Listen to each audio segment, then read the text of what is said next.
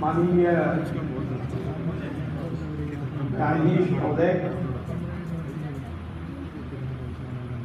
Team law faculty के प्रसिद्ध अध्यापक कुमारी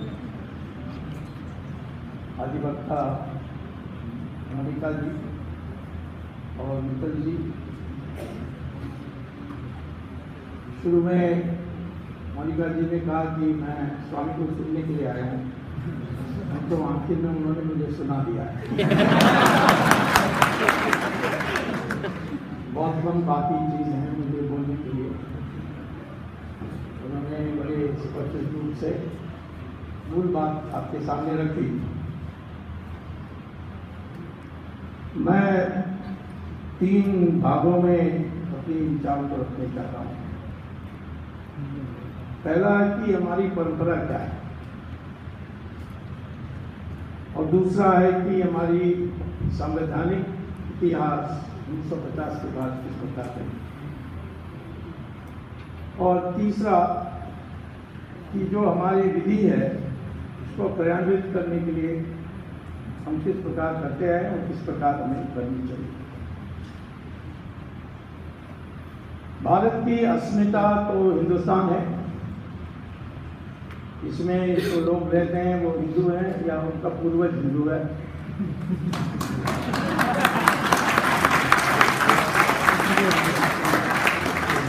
और ये विज्ञान कहता है। जर्नल ऑफ जेनेटिक्स में छपी हुई डीएनए स्टडीज के अनुसार इस देश के दक्षिण भारत हो, उत्तर भारत हो, पश्चिम या पूर्व हो, हिंदू हो या मुस्लिम हो, ब्राह्मण हो या शेड्यूल कास्ट हो, सबके डीएनए एक ही है। ये जर्नल ऑफ जेनेटिक्स सिर्फ हिंदुस्तान में नहीं, यूनिवर्सिटी मैसूर की या यूनिवर्सिटी ऑफ कैम्ब्रिज या यूनिवर्सिटी ऑफ ह्यूस्टन या आप गूगल में जाकर देख सकते हैं। और इसीलिए इस देश को बांटने की जो प्रयास हो रही है, इससे हमें पहले बचनी चाहिए। अब दूसरी बात जो सही है कि हमारी एकमात्र संस्कृति है जो अटूट है और सबसे ज़्यादा समय चला है। अनेक छोटे संस्कृतियाँ या बाहर से आई संस्कृतियाँ भी जुड़े हैं, लेकिन जैसे गंगा बहते समय नदियाँ जुड़ते हैं परंतु नाम तो गंगा ही रहती है, वैसे ही हमारी संस्कृति जो है उसमें मूल जो बातें हैं वो आपको पहले समझना चाहिए, ताकि ये जो संविधान की जो भूमिका है ये आपको स्पष्ट समझ में आए। पहले तो शुरू से हमारे समाज में सहमति की पर जोर दिया गया और इसीलिए पंचायत सब जगह होते थे, और इसके साथ लोगों को मनवाने के लिए शास्त्रार्थ होते थे जो मोनिका जी ने जिक्र किया। और इसीलिए धर्म परिवर्तन भी जब हुआ बुद्धिस्ट से बाकी वापस हिंदू, जिसमें मंदना मिश्रा और शंकराचार्य के आखिरी या निर्णायक डिबेट हुआ था, उसमें जो भी बदल आई वो बातचीत से। जब तक बाहर से लोग आकर यहाँ आक्रमण नहीं किया, हमारे देश के अंदर हम सहमति पैदा करने के लिए प्रमुख स्थान देते थे। दूसरा है पंथ निरपेक्ष, जिसका अंग्रेजी शब्द मैं ढूंढते थक गया हूँ, परंतु यहाँ के जो बड़े अंग्रेज विद्वान लोग होते हैं उसको सेक्युलरिज्म कहते हैं। अब पंथ निरपेक्ष माने आप किसी भी पंथ से हो, लेकिन उस पंथ की आप वफादारी के साथ पालन करोगे तो भगवान प्राप्त करोगे। हर रास्ते से आप भगवान प्राप्त करोगे। ये हमारी परंपरा है।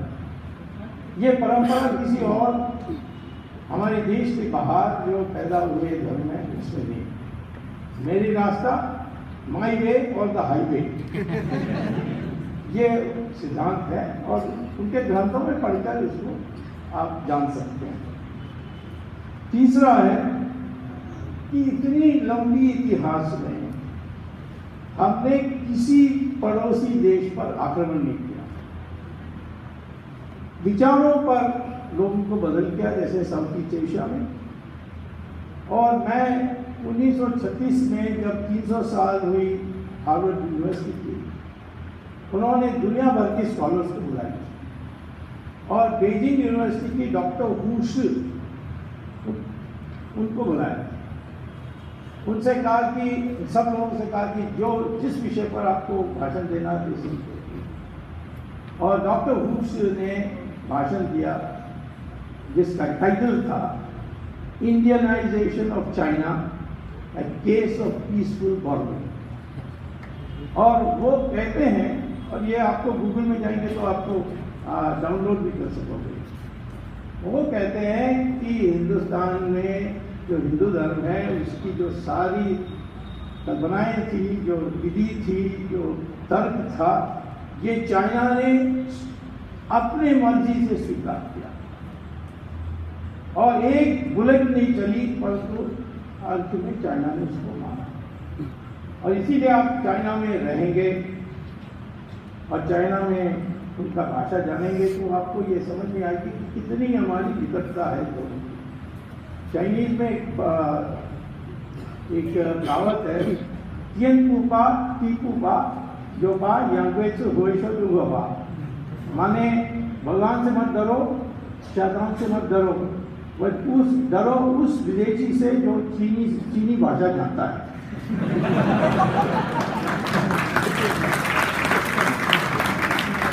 क्योंकि मैंने सीखा था चीनी भाषा, तो मैं चाइना के कोने कोने भीतर के देखा कि कितनी गहराई पर जो जिस तरीके से हम सोचते हैं वो भी सोचते हैं। ये कहीं भी चली जाएगी। ये हिंदुस्तान की खूबी थी कि हम विचारों से लोगों को बदल दिया। इंडोनेशिया आज भी उसको, यद्यपि वो इस्लामिक स्टेट है, फिर भी इसकी सारी संस्कृति जो है वो हमारी। उनका एयरलाइन का नाम है गरुड़ा, हमारी एयरलाइन के नाम है एयर इंडिया। हम तो अंग्रेज हैं तो ये भी कहते हैं। तो वहाँ की जकार्ता के मेन सेंटर में भगवान कृष्ण उपदेश दे रहे हैं अर्जुना का, उसका चैरियट रखा गया। नाम सब संस्कृत के नाम, थाईलैंड में भी देख सकते, कभी आक्रमण नहीं हुआ। ये हमारी नॉन वायलेंट ट्रीट जो है, जो आज महात्मा गांधी के नाम से जानी जाती है, ये हमारी परंपरा है। और इस नॉन वायलेंस के कारण कितनी भी दूर जाना जा सकता है। अभी हमारे माननीय न्यायाधीश महोदय ने महाभारत की जिक्र, आपको पता है युद्ध ना हो इसके लिए कृष्ण भगवान ने जाकर दुर्योधन से कहा कि 5 गांव दे दो, हस्तिनापुर रख लो, इंद्रप्रस्थी रख लो। उसने माना नहीं, उसकी बुद्धि ऐसी रुकी और इसीलिए युद्ध हुआ। और रामायण में भी हनुमान अंगद ने जाकर रावण को कहा कि राम वापस चले जाएंगे, सीता को छोड़। उन्होंने माना नहीं। और फिर हनुमान गए अशोक वाटिका, वहां उन्होंने सीता को कहा कि मेरे कंधे में बैठो, मैं ले जाऊंगा राम के पास। उसने कहा नहीं, यहाँ सारे महिलाओं जो बैठे हैं उनका क्या होगा, राम को आना होगा, इसको वध करना पड़ेगा। और हमारे परंपरा में महिला बहुत जिद्दी होते हैं, हमें कोई कम्युनिस्ट सिखा नहीं सकता। और राजनीति में तो मैंने भुगता जयललिता से, इमरजेंसी में इंदिरा गांधी से। अब बंगाल जाऊंगा तो मुझे मार पड़ेगी ममता से, और सख्त से सख्त मायावती है।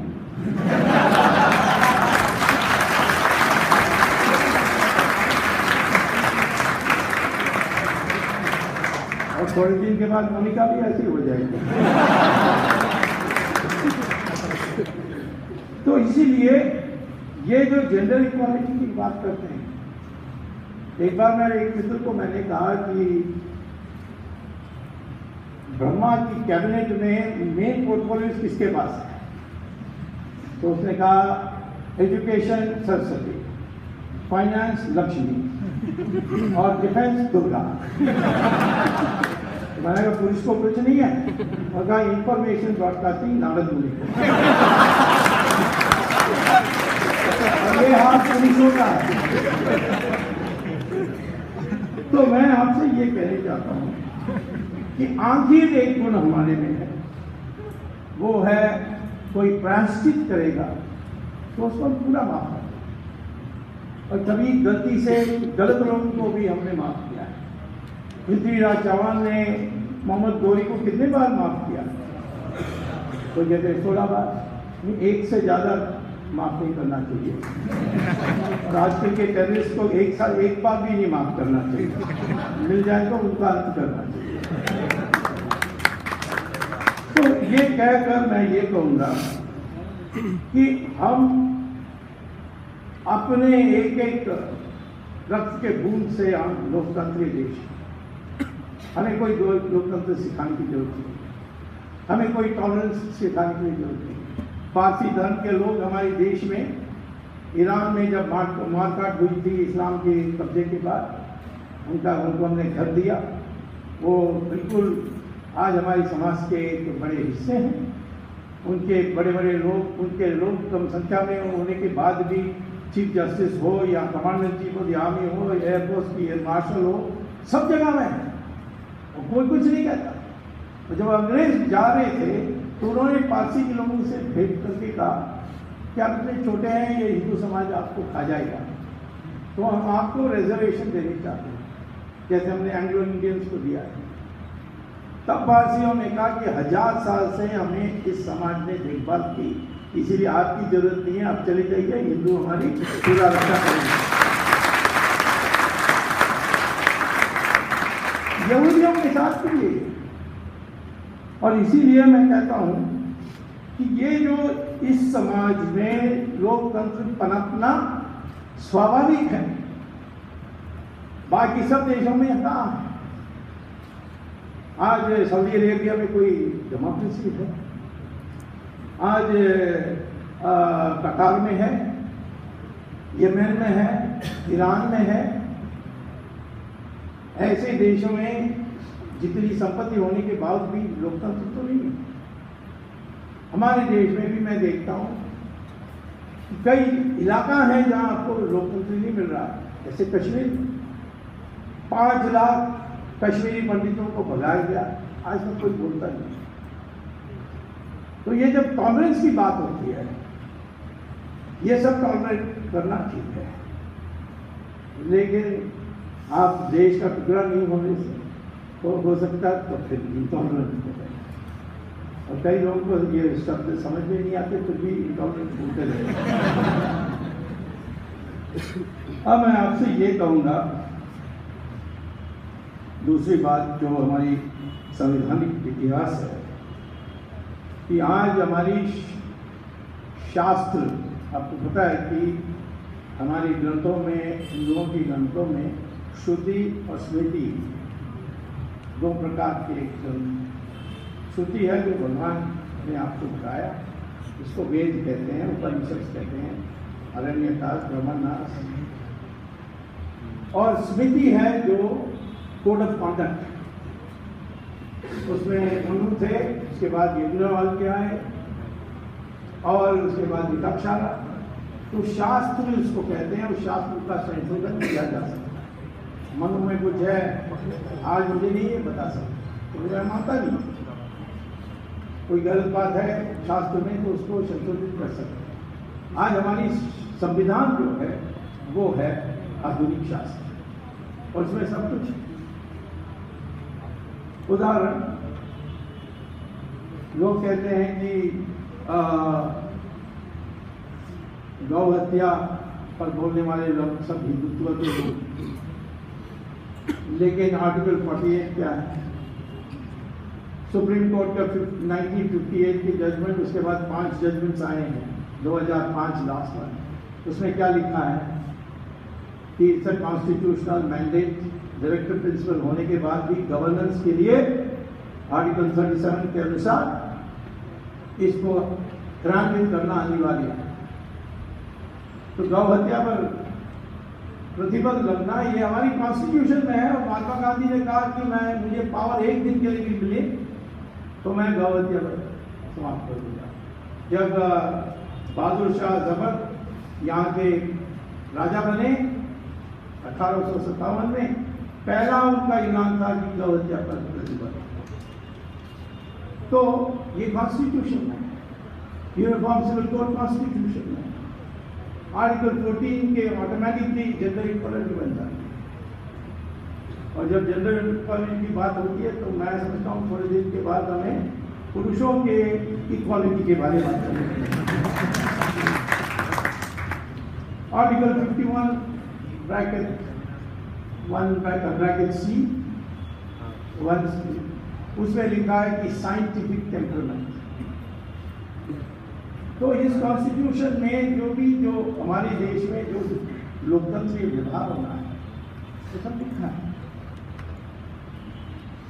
आपको आश्चर्य होगा जब हम संस्कृत की बात करते हैं, लोग कहते हैं ये सब हिंदुत्व है, लेकिन आर्टिकल 351 में क्या लिखा है? Hindi shall be the lead language, but its vocabulary shall be from Sanskrit. उसमें लिखा है It is a constitutional principle to develop Sanskrit. और अब तो आर्टिफिशियल इंटेलिजेंस के लिए नासा ने संस्कृत को कंपल्सरी कर दिया है। मैं आप सबसे कहता हूँ कि आपके पास बहुत टाइम है तो संस्कृत पढ़ने के लिए प्रयास करिए, क्योंकि अनेक भाषाओं जो हमारे देश में उसमें संस्कृत के शब्द बड़े पैमाने में। मलयालम में 80% शब्द जो है संस्कृत से, बंगाली का भी उतना ही परसेंटेज होगा, कन्नड़ में 60%, तमिल में भी 42% जो शब्द हैं वो संस्कृत में। मेरा एक बार झगड़ा हुई थी करुणानिधि से, कहा नहीं हम द्रविडियन हैं, हम अलग हैं, जो अंग्रेज की जो बकवास इतिहास को पढ़ाई जाती है, पता नहीं दिल्ली यूनिवर्सिटी अभी भी पढ़ा रही होती है कि पहले यहाँ सारे द्रविडियन रहते थे, फिर वो आर्यन आए थे या खैबर पास से, और ये द्रविडियन को मार मार के दक्षिण में भेज दिया। और 2 समुदाय हैं हमारे देश में, आर्यन तो ये करुणानिधि की पार्टी का नाम ही है द्रविड़ मुन्नेट्र कळगम। तो उसने मुझसे लड़ाई की, नॉट एट ऑल। मैंने कहा आपका नाम ही संस्कृत है, करुणा और नीति, और आप संस्कृत विरोध कर रहे हैं। तो मैं आपको कहता हूँ कि ये संस्कृत पढ़ने की मैं ये सारी चीज़ें क्यों ला रहा हूँ, तो ये फ्रीडम ऑफ स्पीच की हिस्सा है, इसकी प्रचार करना, इसको बदनाम करना ये हिंदुत्व है, ये कम्युनल है। I am sorry, it is not correct. अब आता हूँ मैं कॉन्स्टिट्यूशन की जो बनाई थी उसका फंडामेंटल राइट्स कमेटी की चेयरमैन कौन थे? सरदार पटेल। और ड्राफ्टिंग कमेटी की चेयरमैन कौन थे? Ambedkar. President of the constituent assembly कौन थे? राजेंद्र प्रसाद। तो जवाहरलाल नेहरू कहाँ है?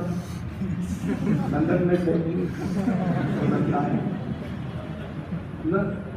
इस सारा कॉन्स्टिट्यूशन बनाने में जवाहरलाल नेहरू का मेन कॉन्ट्रीब्यूशन है आर्टिकल 370, जिसे हम लोग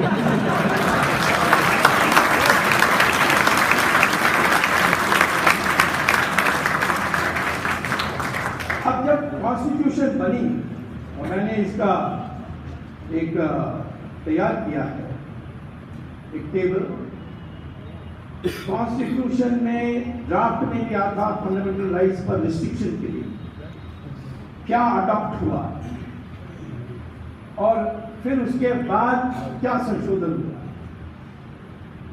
जब सरदार पटेल थे चेयरमैन और 1950 में 26 जनवरी को जब कॉन्स्टिट्यूशन की क्रियान्वित हुई, यानी उसको स्थापित किया गया, उस समय न्यूनतम रिस्ट्रिक्शंस,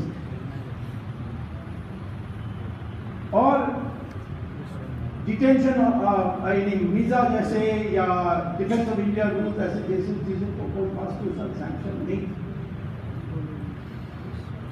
तब 51 में जब सरदार पटेल चले गए, महात्मा गांधी चले गए, अम्बेडकर को पार्टी से निकाल दिया, तब जवाहरलाल नेहरू ने संशोधन लाया कि सिक्योरिटी ऑफ द कंट्री के लिए ये जो draconian visa, quota, defence of India rules, maintenance of internal security act, ये सारी चीज को कॉन्स्टिट्यूशन बनाने के लिए उन्होंने फर्स्ट अमेंडमेंट 1951 में जवाहरलाल नेहरू ने, और उसके बाद जब हम लोगों की हालत खराब हुई 1962 में चाइना के आक्रमण से, तब 63 में सरदार जवाहरलाल नेहरू ने दूसरी अमेंडमेंट लाई, 16th अमेंडमेंट, जिसमें उन्होंने कहा कि in the interest of the integrity and sovereignty of India laws can be made to benefit. माने आप देश के टुकड़ा की बात करोगे तो कानून से आपको अंदर कर दिया जा सकता, आपकी मूलभूत अधिकार की सवाल उठाने से। अब जवाहरलाल नेहरू के वारिस कौन है? जवाहरलाल नेहरू यूनिवर्सिटी के विद्यार्थी। उनका बाप दादा ने तो कह दिया कि कर सकते हो, ये कहते हैं नहीं कर सकते। ये जो दो अमेंडमेंट्स है उसी के अंतर्गत डिटेंशन विदाउट ट्रायल संभव है, और जो सेशन के लिए पहल करते हैं उनकी ऊपर सजा करने की व्यवस्था, और ये सरदार पटेल ने नहीं किया, अम्बेडकर ने नहीं किया, ये जवाहरलाल नेहरू ने किया। इंडिया का most secular, democratic, intelligent, educated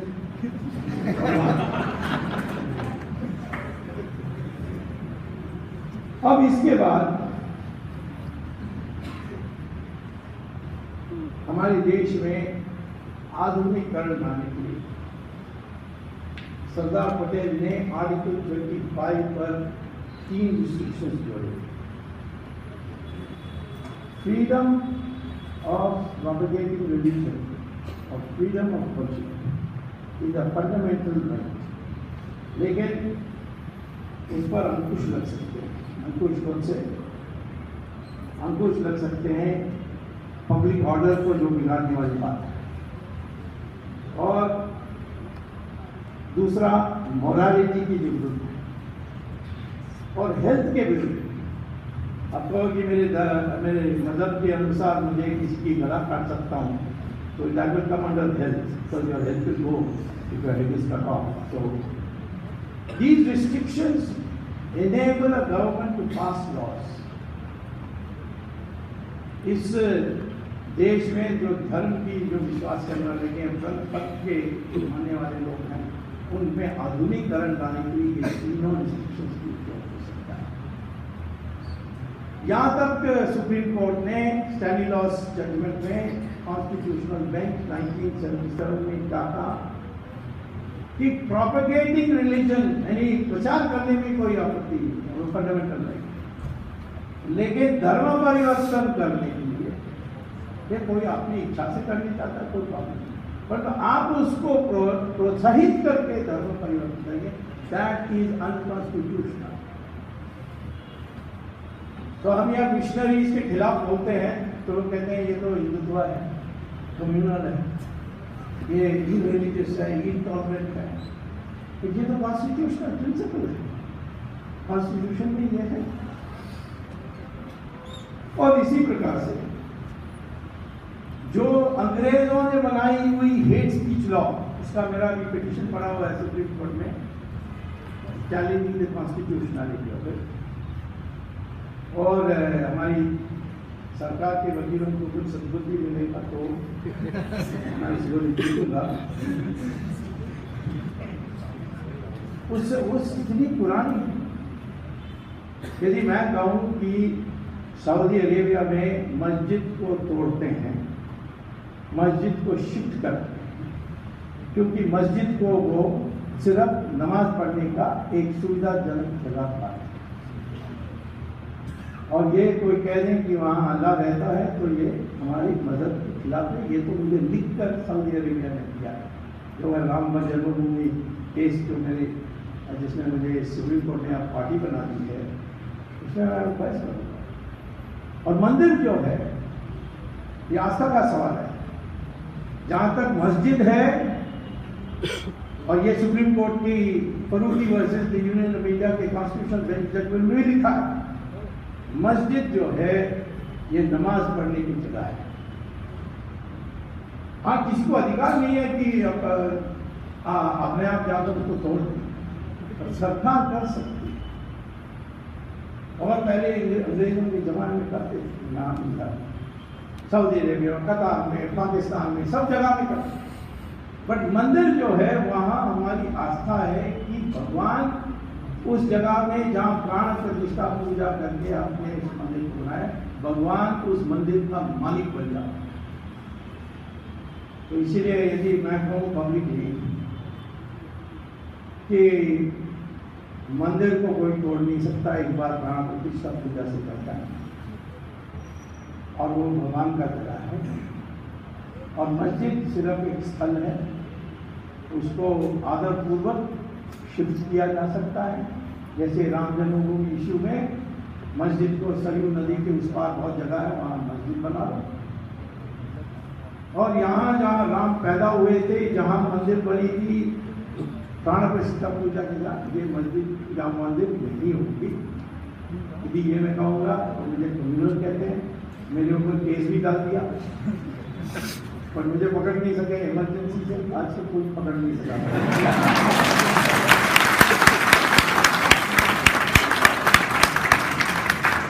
मैं सीधा आया सुप्रीम कोर्ट में, मुझे स्टे मिला, अब मैंने इसकी कॉन्स्टिट्यूशनली चैलेंज। इसमें कौन सी मैं कम्युनल बात कर रहा हूँ कि जब मैं कहता हूँ कि मस्जिद नमाज पढ़ने की जगह है, नमाज कहीं भी पढ़ा जा सकता है, इस रूम में पढ़ा जा सकता है, ड्राइंग रूम में पढ़ा जा सकता है, सड़क में पढ़ा जा सकता है। लेकिन राम की जन्म एक ही जगह हुई है, वो है अयोध्या में, तो दोनों में फर्क है। तो हमारे कॉन्स्टिट्यूशन को कोई पढ़कर सोचेगा तो फिर तो कोई समस्या नहीं। और इसीलिए मैं आपसे ये कहता हूँ कि अभी एक जजमेंट हेल्थ किया मोनिका ने, श्रेयस सिंगल, 3 कैटेगरीज आपका ओपिनियन है जिसको आप डिस्कस कर सकते हैं, प्रोपेगेट कर सकते, लेकिन आप इंसाइट करो तो फिर कमजोर हो गए। आप लोगों को भीड़ लगा करके दंगा कराने के लिए आप इंसाइट करोगे, that is insight. Jawaharlal Nehru वही हुआ, they were inciting the people who are throwing stones at our soldiers in Kashmir. They were inciting our people to revolt against the state because they said the hanging of Afzal Guru was wrong. There's nothing wrong with saying hanging, but they were saying that those who are throwing stones, जो पत्थर फेंक रहे हैं, आक्रमण कर रहे हैं हमारी फौज में, वो सही कर रहे हैं, सिर्फ इंसाइट नहीं। मैं एक थिएटर में बैठा हूँ, सिनेमा चल रही है, अंधेरा है, और मैं खड़े होकर चिल्लाता हूँ fire fire, that is insight. तो लोग घबरा के फिर भागेंगे, उसमें राइट होगा, लोग मरेंगे। प्रॉक्सिमेट कनेक्शन आप जो कह रहे हैं और जो घटना होती है उसकी है होने की काबिलियत। तो इसीलिए ये हेट स्पीच में भी इस प्रकार से परिवर्तन लाएंगे। अंग्रेजों ने तो बनाई है हम लोगों को दबाने के लिए, पर अब इस जो आजकल जजमेंट्स आ रहे हैं उसके अनुसार हमें पर करना चाहिए। मैं ये कहूँगा कि आप गर्व से कहिए कि हमारे देश में फंडामेंटल राइट है, इसके लिए हमें रीजनेबल रिस्ट्रिक्शंस हैं। वो जो अंकुश लगी है उसको अपनी मानना होगा, और वाद विवाद शास्त्रार्थ लोगों को मनवाने के लिए, शांतिपूर्ण वातावरण में बहस करने के लिए निकला और ये हमें प्रचार करनी चाहिए। वामपंथी लोगों के लिए मैं कहता हूं कि चाइना में जाकर कहिए कि अभी तक कोई चाइना का महिला प्रेसिडेंट नहीं बना है, उसको बनाना चाहिए, तो फिर आप वापस नहीं आ सकते।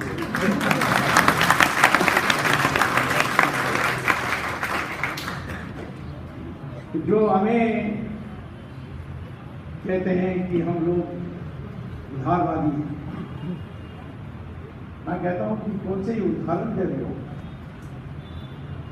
इस देश से, जिस देश ने 70 साल दुनिया भर के कुकर्म को सह करके अभी भी आज एक देश है जिसने अपने मर्जी से इस देश को धर्मपंथ निर्देश किया। आप पढ़िए ब्रिटिश पार्लियामेंट के इंडियन इंडिपेंडेंस एक्ट के डिबेट में क्या कहते हैं मिस्टर एटली, क्या कहते हैं जो अंग्रेज के नेता थे जो बोले थे, तो कहते हैं हमारी इच्छा है, हमारी लक्ष्य है कि इंडिया को विभाजित करके एक Muslim governed Pakistan and a Hindu governed India, ये दो बना। अंबेडकर ने कहा कि इस प्रस्ताव पास होने के बाद अब पॉपुलेशन एक्सचेंज होना चाहिए, लेकिन सारे लोग जो कांग्रेस के नेतृत्व में थे उन्होंने कहा नहीं, हम इसको मानेंगे नहीं, जो इस देश में रहने चाहेगा उसको हम लाएंगे। वैसे डीएनए को मानोगे तो ये हमारे, उनका पूर्वज मेरा पूर्वज मिट्टी है, उनका धरती, ये जो मिट्टी है उन्हीं का उतना ही है जितना मेरा। सिर्फ मानना चाहिए, अपने को ये नहीं समझना चाहिए कि आप वो मोहम्मद गोरी और गजनी की औलाद हो, आप मेरे औलाद के साथ।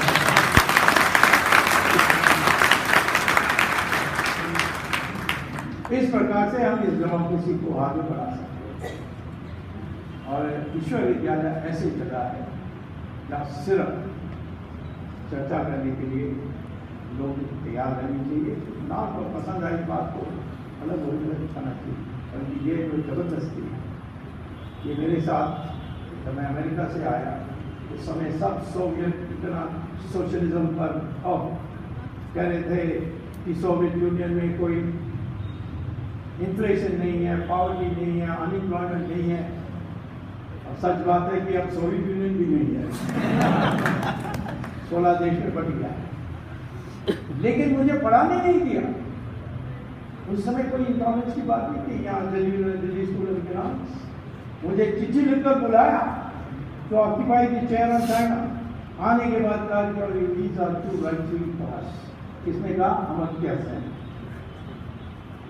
और अब तो वो चले गए, तो प्रॉब्लम नहीं है। इसी प्रकार से IIT में इंदिरा गांधी ने मेरी पुस्तक को लेकर पार्लियामेंट में पढ़ा कि ऐसे लोगों को हम प्रोफेसर बनाते हैं जो कहते हैं कि सोशलिज्म चले जाएगा तो ग्रोथ रेट बढ़ जाएगा। हुआ अल्टीमेटली वही। मुझे फुल प्रोफेसरशिप से नो नोटिस छुट्टी कर दी और कोर्ट में लड़ा, 22 साल के बाद जीता। और अब मैं कह रहा हूँ कि मेरा पुराना तनख्वाह सब दो 12% इंटरेस्ट रेट है।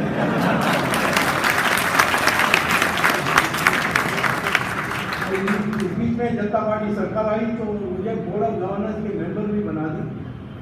तो मैंने मोरारजी भाई को कहा कि मैं कैसे जाकर उनसे बीच में बैठूं, जिन्होंने मुझे निकाला। तो उन्होंने कहा कोई बात नहीं, मैं सबको निकाल देता हूँ, तुम अकेला हो गया। और नया बोर्ड बना। तो इस डेमोक्रेसी में ये सब संभव है।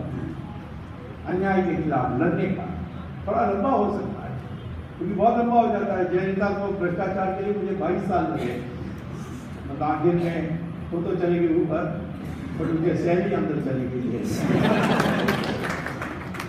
इस सिस्टम में थोड़ी पेशेंस के साथ, इस डेमोक्रेटिक सिस्टम में आपको फल मिल सकता है, समाज को सुधार सकते हो। इसीलिए ये विश्वास जगाना ये आपका काम है, ये करके